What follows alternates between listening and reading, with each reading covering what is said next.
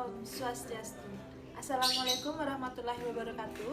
Salam sejahtera untuk kita semua. Perkenalkan, kami dari kelompok 8 yang beranggotakan saya Nimadera Yasinta Danaswari Putri dan teman saya Agung Aldika Bintang Kusuma. Di sini kelompok kami akan membawakan materi tentang diferensiasi akses pendidikan serta komunikasi di Papua sebagai dampak ketimpangan pembangunan nasional di Indonesia.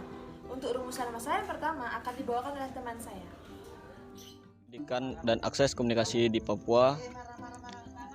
Wajah pendidikan di Papua masih sangat suram. Walaupun sudah banyak yang bersekolah tinggi, namun realita yang ada di lapangan sangat kelam sekali. Kekurangan guru sekolah dasar di daerah pedalaman yang mengakibatkan proses pembelajaran di tanah Papua tidak dapat berlangsung. Masih banyak sekolah dasar yang terisolir, yang belum tersedia rumah guru dan rumah kepala sekolah, sehingga banyak kepala sekolah dan guru yang meninggalkan tempat tugas mereka, walaupun pemerintah sudah memberikan bantuan rumah di 20 kabupaten di Provinsi Papua. Kunci masalah yang terjadi di daerah dikarenakan minimnya tenaga pendidik yang mengakibatkan cukup banyak tenaga pendidik yang mengakibatkan anak Papua yang ada di daerah tidak dapat mengenyam pendidikan dengan baik.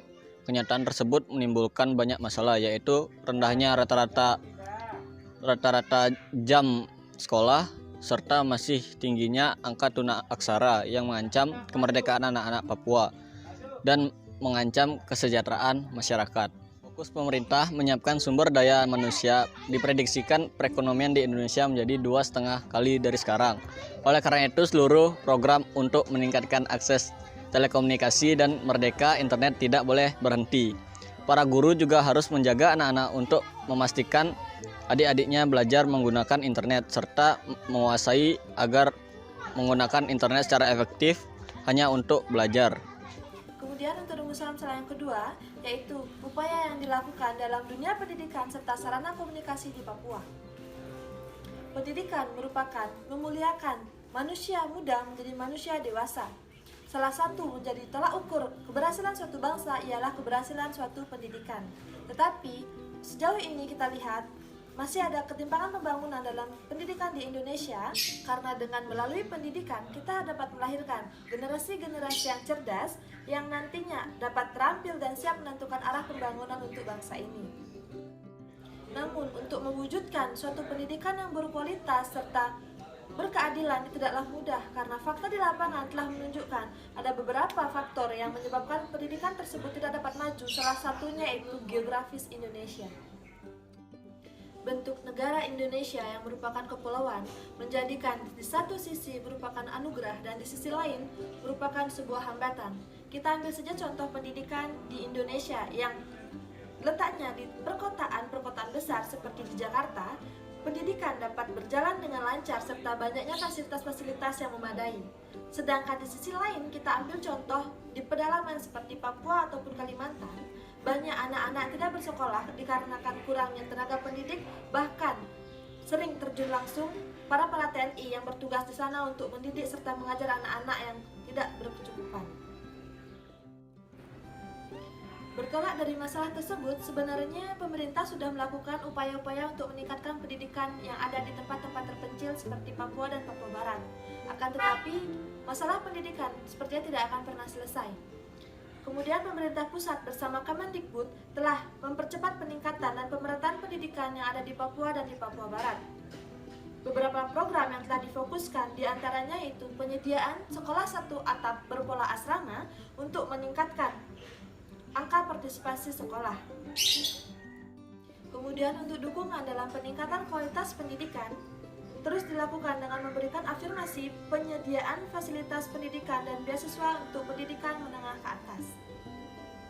Mendikbud Muhadjir Effendi telah meresmikan Sekretariat Percepatan Pembangunan Pendidikan Papua dan Papua Barat di Kantor Lembaga Penjaminan Mutu Pendidikan atau LPMP Papua di Kota Raja Jayapura, Papua.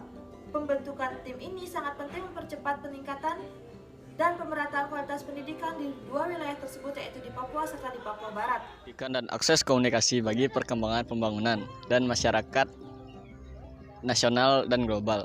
Pemerintah daerah merupakan ujung tombak peningkatan kualitas pendidikan. Pengalokasian 20% alokasi APBD provinsi dan kabupaten diharapkan mampu menyediakan pendidikan bahkan gratis di daerah, sehingga dengan demikian pemerintah daerah dapat menyediakan tenaga pendidik yang memadai baik secara kuantitas maupun kualitas di daerah serta meningkatkan kesejahteraan tenaga pendidik. Jika pendidikan di Papua sudah berkembang sangat pesat, maka orang-orang tersebut akan memberikan peran penting terhadap pendidikan nasional dikarenakan orang-orang tersebut dapat pemerintah pusat gunakan untuk mengembangkan pendidikan daerah pelosok yang ada di Indonesia sehingga tercapainya tujuan pendidikan yang berkualitas dan Papua mampu mengolah sendiri sumber daya alam yang membuat perekonomian di Papua menjadi meningkat secara pesat. Jadi, dari 3 rumusan masalah tersebut dapat kita simpulkan bahwa ketimpangan pendidikan yang ada di Indonesia masih sangat jelas kita rasakan dan dapat kita lihat di tempat-tempat terpencil seperti Papua dan Papua Barat. Bahkan siswa di sana yang sudah menginjak sekolah menengah atas masih ada beberapa yang mengalami buta aksara atau buta huruf. Ini dikarenakan guru yang kurang fokus untuk mengajarkan hanya satu sekolah, tetapi guru yang membagi-bagi dirinya untuk mengajar di beberapa sekolah. Jadi upaya yang dilakukan oleh pemerintah yaitu dengan membuka lowongan besar-besaran untuk guru untuk mengajar di sekolah-sekolah terpelosok seperti Papua dan Papua Barat. Jadi pemerintah juga membangun sekolah besar-besaran yaitu mulai jenjang sekolah dasar hingga sekolah menengah atas. Jadi dengan dijalankannya upaya-upaya tersebut oleh pemerintah dapat memberantas kebodohan serta meningkatkan mutu dan kualitas pendidikan yang ada di Indonesia. Sekian presentasi dari kelompok kami. Jika ada salah kata kami mohon maaf, dan akhir kata kami tutup dengan Parama Santi. Om Santi Santi Santi Om. Wassalamualaikum warahmatullahi wabarakatuh. Salam sejahtera.